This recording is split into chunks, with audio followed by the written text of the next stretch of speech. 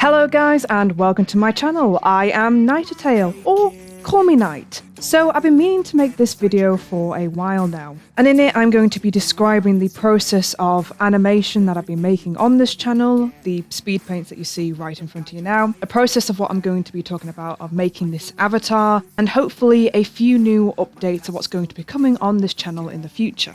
Now, I've been meaning to make an avatar for myself for pretty much a while now, even though I actually appear on camera multiple times. If I'm maybe talking about history or events or want a bit of a switch up how I'm talking about stuff, then I felt like I actually needed an avatar to do that. Plus it'd be nice to have a bit more of an alter ego and a figurehead for this channel.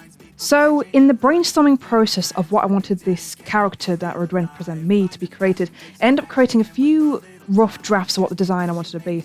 I wanted to have something to represent my channel as I focus more on monsters and gory creatures and stuff like that. But again, if this is going to be my main channel head figure of what I'm going to be talking about, I couldn't go too in depth with it. And again, I couldn't create a character too complicated, or else I would take a very long time creating the stills, especially if I want to animate it as well. So I needed rules to kind of stick to and what I wanted it to look like. So I ended up creating a few rough drawings of how I wanted this monster to be created. I wanted to have a wolf canine feel to it. So I ended up giving it huge wings that I could end up maneuvering and have it more facial expressions. So as you can see here, I've got the line drawing work. So I end up checking back with my rough drawings just to make sure that the dimensions are fine, that everything looks alright, everything feels alright on the eye. I end up flipping my images back and forth quite a bit as well. I don't know if I do it on this, I don't know if you can see that I do it, but I end up flipping it back and forth just to make sure that the drawing looks fine from both angles, because the worst thing you can do is start drawing it and then you flip it and you realise that the image is wonky or offside because you've been staring at it for so long. I think this took me about 19 hours to do, to get it from beginning to end, finishing it, because again, I am a perfectionist if you do not know. I end up going way beyond what I actually need to do, because again, I'm so passionate about making stuff and making things right and making things feel alive and telling a story and just giving personalization to this character. And this is the character that I'm going to be using and talking through now and then, and I just want to see as soon as you see the character, you know exactly what their kind of personality is. You may notice that this character looks like that one in the Oblivion Tales, Night in the Oblivion Tales. Now, these two are the same character in a sense. This one is more just for my channel, more for myself to speak through. Meanwhile, the other one's more like a cameo of this character.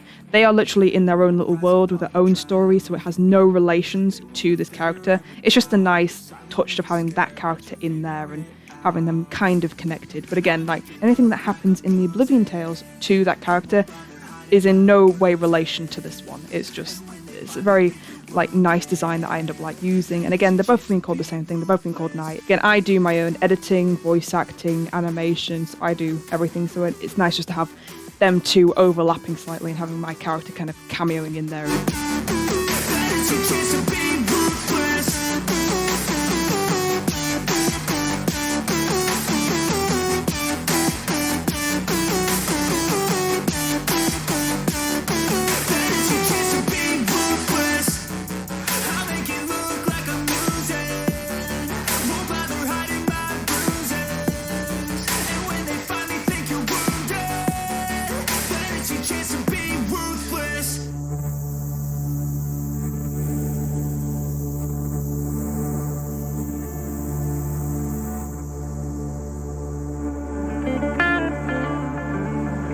That's just me here checking the silhouette, because again, I wanted the silhouette to be very defined. As soon as you see it, you know that this is that avatar, this is that creature. And I try and make all of my characters as different from each other as possible as well. I don't want them looking the same just in case someone gets mixed up, but also it's to show more of you look at that character and you know exactly what their personality is. With Night here, for example, she has loads of sticks of dynamite showing her explosive and chaotic personality, which again, it's visualized off of me, which you can kind of tell what I'm like. I've gone through many different designs of what I wanted this character to look like. Again, trying to keep simple enough so I can redraw it over and over again, but still have that uniqueness to it. So keeping a very dull colour palette, keeping maybe just a few hints of colours in here. I've only used, I believe, red and blonde. And again, the rest of it is more just white and blacks and all that. The only other things you see are maybe browns and things, but they're more for the background than anything. As you can see here, I'm just filling in these pieces of Dynamite and line work. Also, when you fill it in with like normal color with the paint tool, it doesn't fill up all the way to the edges, so you have to like kind of carefully go around it and making sure it's filled up everything, or else you have them little white spots that are see-through, which just aren't very good. End up putting a few highlights here as well on Dynamite, just to give it more of that volume and contrast. One of the most things that I like doing about this is just fun to draw. I think having a character and creature that's just fun to draw is one of the most main things. Like if you're creating your own avatar, have it, again, linking to you in a way that's personalised to you, but just have it that's fun. Adding a few dashes of highlight there on the sunglasses to give it that, again, more a pop look. Now this is the end result. Now I could have finished it here, but if you know me, I am a perfectionist, so I will go all the way in and all the way further. I wanted to give it shading, highlighting. I want to give it more dimension and depth. As you can see before, I was like switching it from, you know, just like a silhouette. I wanted to make sure the silhouette looked recognizable as well. Like if you notice from every other of my characters, they are all extremely different. Like if you just made them a silhouette, you could tell them apart, and that's what I wanted to be. I wanted like them to have strong silhouettes so you can instantly tell each of the characters apart, but also like their stances, their demeanors, their voices, they're all going to be different. They're all going to have like their own unique stories and depths and everything that I am actually still working on as well. Not only am I working on the Oblivion Tales, I'm working on a few other projects that are going to have these massive stories with these characters and working on my animation more. But again, I am just one person, so I'm trying to keep my limits in mind that I can actually achieve. I don't want to go with something too big, or else I'm not going to be able to do it and I'm just going to be stuck there, you know, with all these ideas and not doing them. So I've got to keep it realistic on what I want to do. As you can see here, I'm just doing some cleanup work, making sure it's all in the lines, but also leaving some of the shadowing just to show like the actual shadows of the character and where they are as well. I have these on layers, so I have the crates on a different layer, the actual main character on a different layer, and the wings on a different layer. So it just gives me that more forgiving room in case I mess up, or, you know, I end up doing this, I end up like going over the edges. But going over the edges it's fine. I don't end up worrying about it that much. I can just go in and clear it later. Not only that, but it gives it that smooth gradient look, if you can see there. It gives it more of like a natural feel to it. I'm just like removing some bits to make sure the highlight's still keeping, you know, quite light. Just making sure that the shadowing looks correct. Like from the angle, I want the lighting to be the angle like above it. Just a little bit angled though, to actually exemplify like dimensions of the character and make it more like 3D.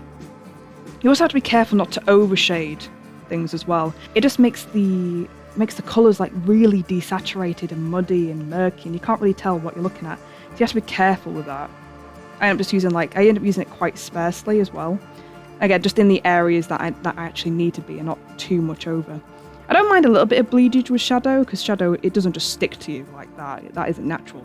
Shadow does bleed over you.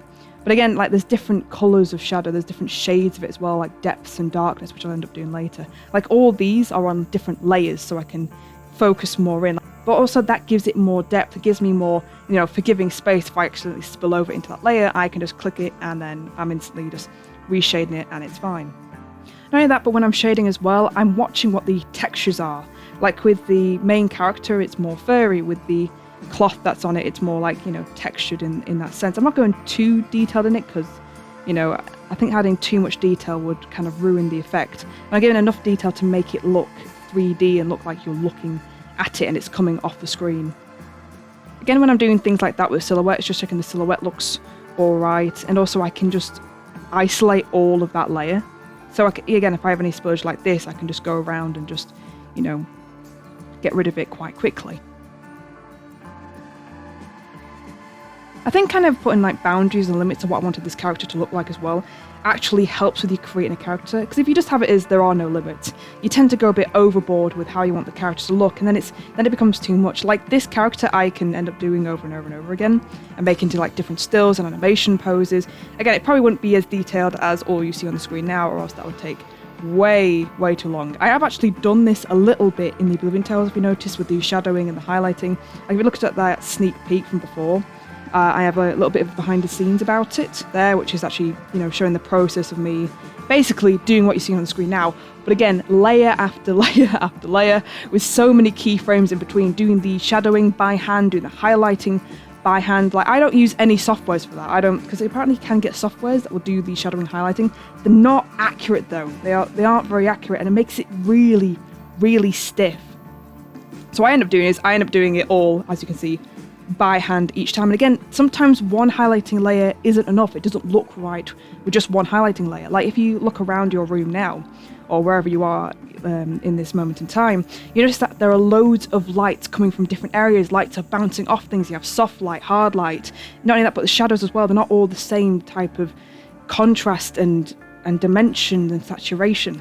Like there are different types of shadows. You can have like more ones that look like blue or black. So just keeping it like that. It depends how far you want to go with it as well, but you don't want to clutter your image too much as well. Like if you have so much shadowing and so much highlighting, it can just clutter it to the point where again you've lost the colour, you've pretty much desaturated it, which is something that I didn't want to do as well. I'm just there making some more highlights to make things look, again, like the teeth look more shiny in this, because I've like blurred where the line work is as well. I'm a bit more relaxed on the line work really. Having the line work, you bleed over with some of the highlights and shading, actually gives it more of a softer tone and more of a natural tone as well. But yeah, in the future I am planning on making a few more animations and little story bits, maybe like maps and AMVs. It's just getting the time to do it, and also the good ideas to do as well, because I want to do something different. I want to do something that's like quite compelling as well. I also plan to do some short films and short stories. I think it's definitely a step in the right direction, getting my character finally finished and finalised and up there. So I'll be switching from like my video camera to this character, which I'll eventually make some stills for as well, so I can have my character talking a little bit now and then. And even do some animations for my character and having it move around and talk and all this stuff. Like there'll still be a story and character to like the Night in Oblivion Tales, like Crone and all that. I'm just adding some details. I end up using some textured brushes just to give it more of that like dimension and depth. Like I use a graphics tablet with a link to my computer, so every stroke I am doing individually, and like layer by layer I'm just building up more and more and more of these like textures, and I end up even making my own brushes sometimes just to give like that extra texture and all that. I've just added the background here. If you look at like all the dynamite, I end up doing that like off screen because it took so long creating all the dynamite parts and copying and pasted some dynamite parts and making it not too overwhelming for the main character, but enough to know like this is a room filled with dynamite. My character's got dynamite in their hands. They are a very chaotic monster. They're not nuts, they're not crazy, but you know, they're definitely living off the edge a bit. More of my rebellious character in this. I'm just giving some more detail to the wings, showing like how slick they are, and again, more showing that it's popping off of the screen, but it's still blending in with the background enough, and it's still all together.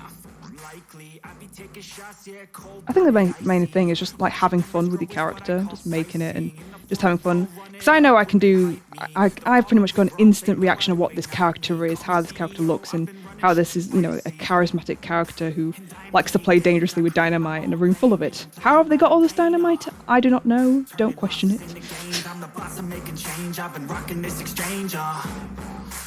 It's just me adding some more detail, because I'm making a wood effect, making it more like wood. So again, you have to add layers and layers of these like strokes with these like pencil brushes. Because I have like a graphics tablet, so you're doing each layer, line after line after line, and all this, and then just like just slightly altering the opacity.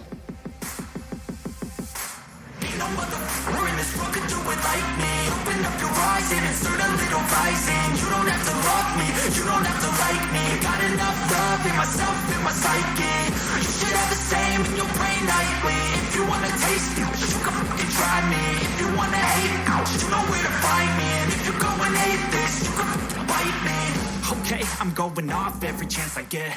I don't really take a loss. Well, I had that like little red spot on that layer for ages. I couldn't tell which layer it was on until I finally found out and got rid of it. It's so annoying when that happens.